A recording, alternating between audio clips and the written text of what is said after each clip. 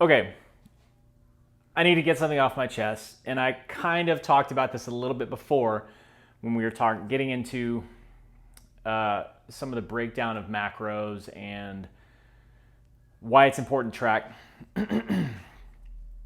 And I see this a lot with our clients when they come in, or it's just over time. And I alluded again to this in a conversation, but I feel it needs to be brought up again because I want to take the macro concept out of it and apply it to real world scenario, which is what I mostly see. We do live in this paradox of healthy eating. And why that is because in a 7-day week, people that work out will tell you, I eat good most of the time and I take the weekends off. Or I eat healthy and I have a cheat meal every now and again. Or I follow the 80-20 rule. So in application to macros,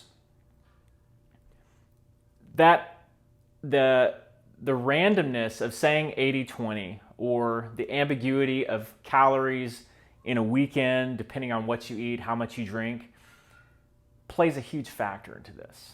So healthy eating to me, and anybody that's worked with me when we first start out will know that I focus on quality food in a controlled format over a period of time.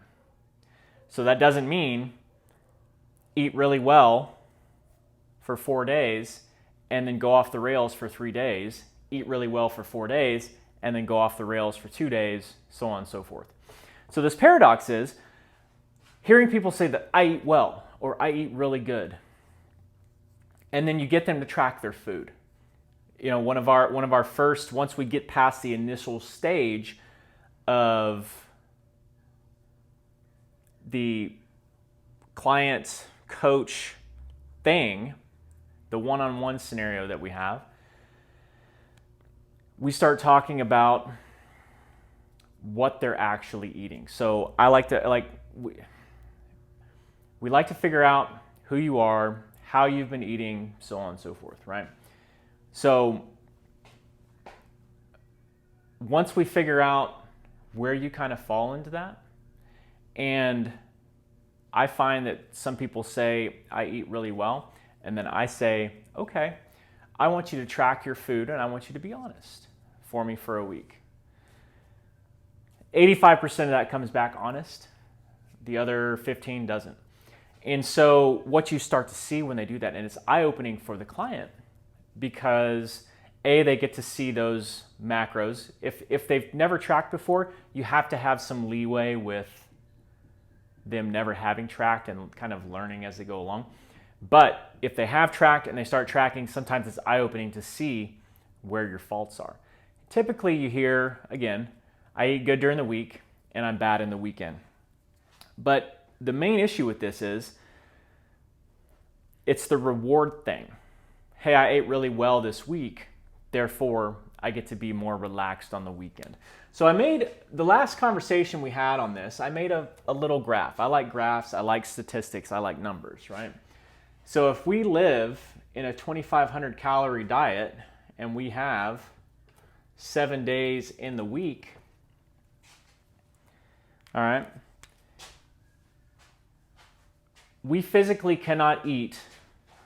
Let's say we have to live here. Like this is what we need when we're working out. It's our what we consider maintenance calories. And we want to live right here at 2,200. What you start to see is if you constantly live at 2,200 calories for X amount of time, you're going to start seeing little nicks and scrapes and pings and things like that pop up in your body. You're going to start noticing you don't sleep as well. You're going to start noticing you're probably more irritable. Females, as you get lower in calories, you may notice irregularities in your cycles, hormonal imbalances, so on and so forth. And it's not necessarily living in this 2,200 range, but it's living below your maintenance and trying to outrun something that you don't know what you're doing with, right? That number could be 1,500, which it's been my experience that it's probably like 1,500 to 1,800 calories.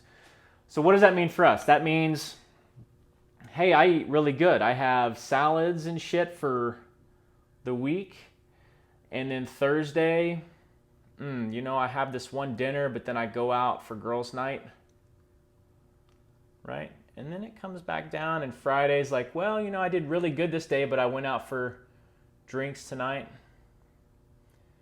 And then Saturday was like, oh, I went here, and Sunday was I had to recover from the weekend. That's not too far from an exaggerated scenario. But you can see, if we need to live here, most of our calories are over that. So anybody that says, hey, I've been eating healthy, but giving myself some leeway on the weekends, how that can snowball really fast, especially if you live here. And so what tends to happen is you notice that the healthy eating may be below your maintenance calories, which is fine long term. It's not. But it's the relaxation on the weekends, right? Or a day that will jump you up. And that's where the danger gets. And that's why I call it a paradox, because you're not healthy eating. You're just doing a really shitty job of cycling. And so what I want you to understand is, for something to truly work, your healthy eating has to have a consistent pattern to it outside of your normal consistency. If your normal consistency is, hey, I don't like here. Okay, let me back up. Here's the one thing that I hear a lot. I eat really good most of the time and I can't seem to lose weight. So this is a head stomp moment, because the fact remains that if you want to lose weight, you got to eat less. There's no denying that. I think we've known that since the dawn of time. That's why all these fancy programs work, because they have less calories in them than you probably normally eat. Okay?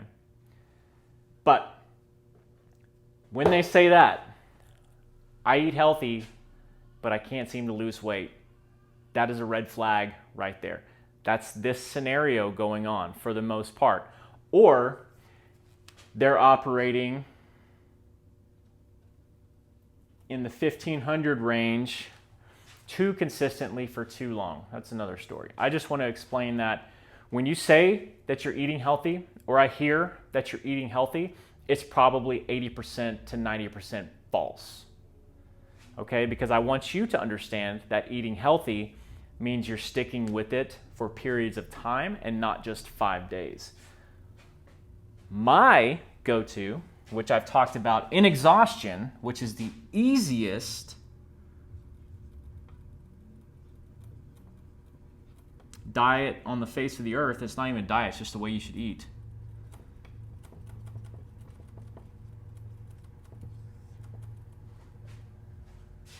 With whole foods.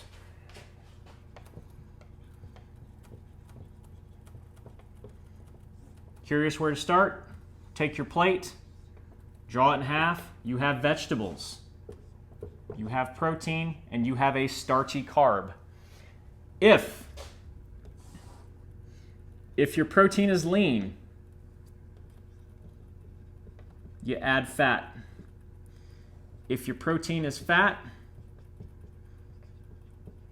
no added fat. It's pretty simple. And if you can do that for a period of time, especially when we start working with somebody, or I start working with somebody, this is always my starting point. Unless you have a history of tracking your food and you can prove it to me, I start here. The reason why is, if you can show me and we can work with doing this for a good 30 days with very minimal deviation, then it's time to really start getting serious. Because in 30 days, no deviation from that, you'd be amazed at what happens. 60 days, 90 days, then we start focusing on calories. This really helps. So I want you to understand that just because you say you're eating healthy, or just because you hear somebody's eating healthy and they have trouble losing weight, it may not be that. It just may be that they think they're eating healthy, or maybe they are for a brief period of time, and then allowing their overall calories for that week, that month, whatever, jump above what their maintenance calories are. And again, if it's calories in versus calories out and you're above, you're not doing the needed work above how many calories are coming in, you're going to put on weight, or you're not going to be able to lose weight. So I hope that helps. If you have any questions, go ahead and drop them in the comments or whatever. Let's talk about this, because it's important to know that, and this may seem obvious, and it may not. To me, it seems obvious because the 80-20 rule, which I love, it should be 90-10.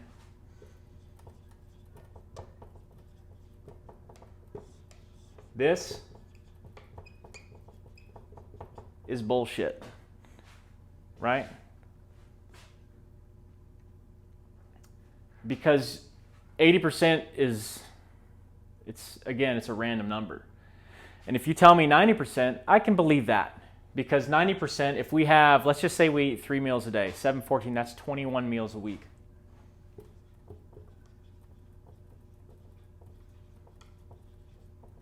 If you're telling me that you eat 80% of that, which is, so 10, 20, that'd be 50, 5, 10, 15, 20 would be 15% or 25%. Okay, so that means roughly 4 meals a week. You get to eat whatever the fuck you want, and you're wondering why you don't lose weight. That can't happen. Because if you had all 3 of those meals on a Saturday, let's go out to brunch and let's eat whatever we want. Let's go out to lunch, let's have a burger and fries, and let's go out to dinner and have a pizza, and you've taken down 5,000 calories for the week, and you've eaten 300 less per day, and now you've gone over by 2,500 calories. That adds up over time. That's why you don't just see the weight tack on. A year later, you're like, fuck, I'm up 5 pounds. It took you a full year to get there. So just know that it's very important. Hope you enjoyed it. Drop some comments. Let me know what you think.